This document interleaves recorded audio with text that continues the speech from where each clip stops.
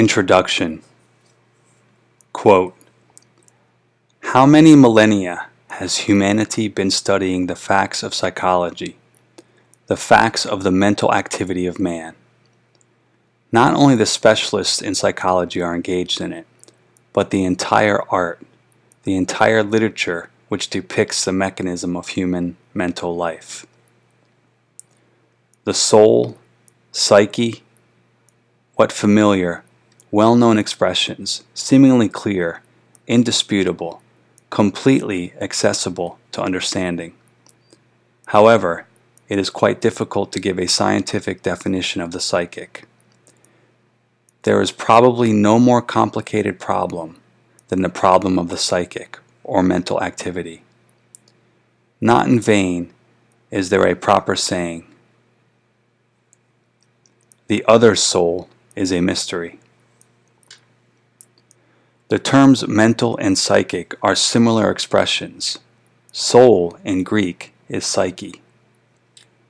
If at the present time we are only at the dawn of a scientific explanation of the phenomena of psychic life, it is easy to imagine how obscure was the conception of the soul at the dawn of human history. When the semi-savage man began to differentiate himself from the surrounding nature, the faith in spirits and soul made its appearance. Man observed someone's death. He began to surmise that the soul must have left the body. The state of sleep or fainting also led to the supposition that the soul left the body temporarily. Certain mental illnesses created an impression that evil spirits had entered the body. The ideas of the primitive man in regard to the soul were very simple and direct. The soul seemed to be like a twin, or the ghost of the individual. The soul is born together with man, eats, hunts, etc. It lives in various organs of the body. In the latter stages of the development of human society, the more complicated social relations, work, and speech led to the development of thought and the ability to generalize. At this stage, the surrounding world appeared to the human imagination as if it were peopled with numerous spirits which had lost contact with the material basis. The forces of nature, wrote Ingala, appeared to the primitive man as something alien, mysterious, overwhelming. Observations of various phenomena of nature, sun, moon, thunder, rain, etc., gave men the idea that some of them seemed to contribute to his well-being. Others, on the contrary, brought him misfortune. This fact strengthened his conception of a world beyond, which consisted of good and evil spirits. A cult of spirits was emerging and developing, the forerunner of future religion and the basis of idealism. V.I. Lenin said that the feebleness of the savage in his struggle with nature received its reflection in these imaginary ideas. And Karl Marx, quote, "In ancient times, when people had no idea of the structure of the human body and could not explain dreams, they imagined that their thought and sensations were caused not by their body, but by their soul, an entity distinct from the body, remaining in the body, while it lived and leaving it when the body died. It made them reflect on the relation of the soul to the external world." Later, as the natural sciences and philosophy progressed, the scientists and philosophers who had been occupied with the problem of mental activity became divided into two camps. One camp claimed that the soul existed independently of the body, a spirit detached from matter. These were the postulates of the camp of the idealists. They assumed that the spirit originated before nature and that nature itself, according to their point of view, was a creation of this primordially existing spirit. To the camp of materialists belonging those who claimed that matter existed always, and what is called soul or psychic, is nothing else but the manifestation of the activity of the highly organized matter, the nervous system. The latter point of view is corroborated by numerous facts from the history of the development of living beings, from protozoa to the highest form, man. The idealistic conceptions served as a basis for the origin of various religious beliefs, while materialism became the basis for the development of science.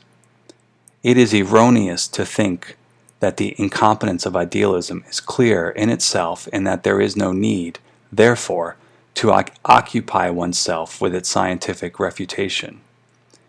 In speaking of psychic activity, we realize, of course, that some primitive beliefs, such as, for example, the entry of the soul into the body as a dove and its soaring after death, do not have many adherents. It is also doubtful whether there are many who believe that God created Adam from clay and breathed the soul into Adam in the form of vapor. One must not forget, however, that with the development and enrichment of scientific knowledge, the idealistic conceptions perfected themselves and effected a peculiar adjustment to science. This is explained by the fact that during the entire period of the existence of idealism, its adherents were fighting materialism, while the materialists on their part exposed the anti-scientific nature of idealism. V.I. Lenin especially stressed the fact that the irreconcilable contest between idealism and materialism, which has been going on during the 2,000 years of the development of philosophy, has not ended. It must be emphasized that this ideological struggle became particularly acute when the world divided itself into two opposite camps, the socialist and the capitalist. In the modern idealistic physiology, a larger number of trends can be discerned which are attempting, under the cover of scientific data, to assert in one way or another the myth of the existence of a soul detached from the body. The legitimate contrasting of the ideal and material aspect of certain phenomena, acknowledged also by the materialists, particularly of the brain and thinking, becomes absolute from the point of view of the idealist. As a result, material and ideal, matter and spirits, which are in reality inseparable, become in the thinking of the idealists disassociated, disunited, and leading an independent existence. Such is, for example, the doctrine of the parallel existence of a body and soul, the so-called psychophysical parallelism. Various philosophers of this trend of thinking may differ from each other. The essence, however, remains the same. It consists of the acknowledgement of two substances in man, spiritual and material. This idealistic doctrine is called dualism. Those who assert that independent existence of the soul usually deny the possibility of scientific cognition of its manifestations, agnosticism, or admit to a certain extent that the methods of cognition are accessible to the observer only. It is the so-called subjective method of study of mental phenomena, or the method of self-observation.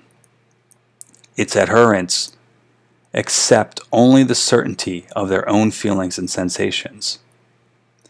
Subjective psychology could not detect any fundamental rules of psychic activity during the 2,000 years of its existence, though the data which it had accumulated are very extensive.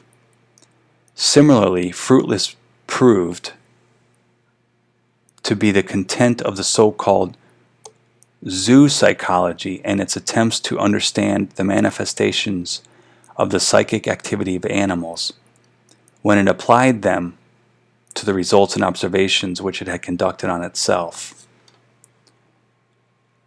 The psychologist, subjectivist, says in regard to the various states of an animal, the dog or the cow thinks, desires, enjoys, is offended, etc., the creator of the objective method of study of psychic activity, I.P. Pavlov, provided or proved the non-scientific nature of these attempts. Pavlov, as well as other scientist materialists, denied dualism in the study of psychic activity. He shared the views of materialistic monoism. In contrast to dualism, materialistic monoism proceeds on the basis of the acceptance of the unity of man's body and soul. The psychic or mental activity of man is one of the functions of his organism, a result of the physiological activity of the brain. The greatest scientific contribution of Pavlov is his discovery of a scientific method of the study of psychic processes and of the basic rules of psychic activity. He succeeded, as Lenin said, to place on a scientific ground the study of facts which characterized various psychic processes. The subjective method in science denies the recognition of the existence of an external world outside of us and independently of our conscience or conscience, as well as all the rules which govern it. This is the main point of view which religion seizes upon. The world is beyond our cognition. Assert the exponents of religion.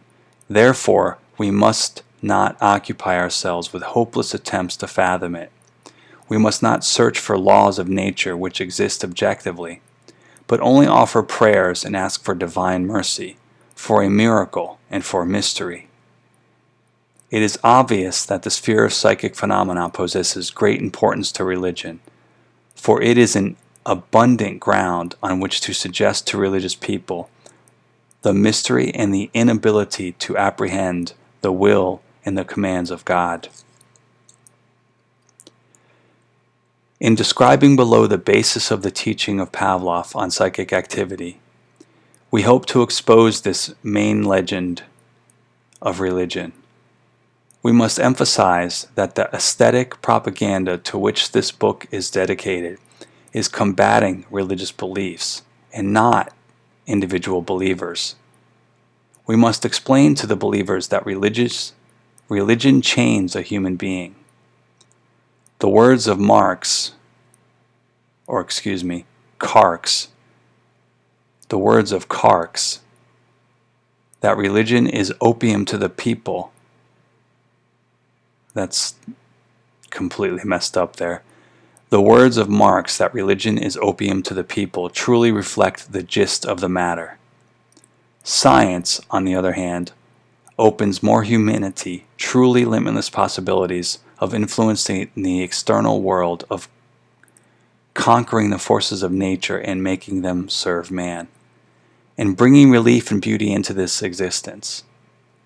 The basic idea of religion is the enslavement and words missing maybe, and oppression of man. It does not matter whether it will be accomplished for the sake of God in heaven or for his representatives on earth.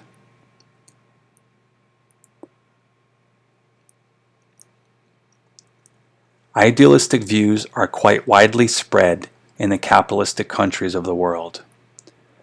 The reactionary scientists of the capitalist countries are carrying on a fight against our country and the countries of people's democracies with every means at their disposal, and are trying to introduce into our science various idealistic notions.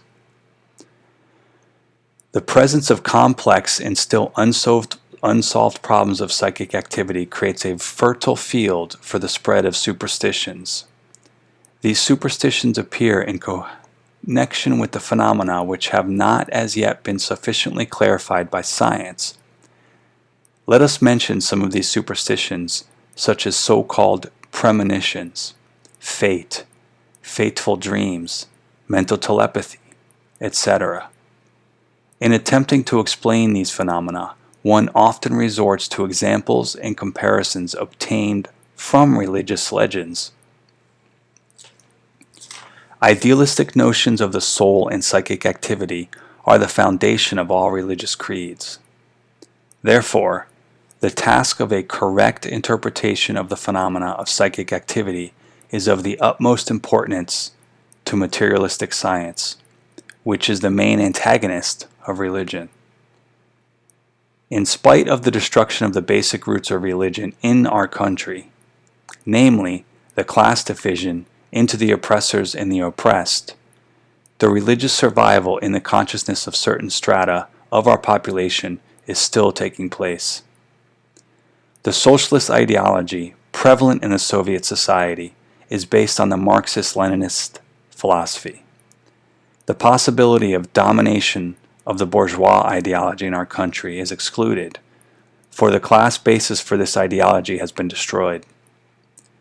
Nevertheless, the reconstruction of consciousness may lag behind the reconstruction of social relations.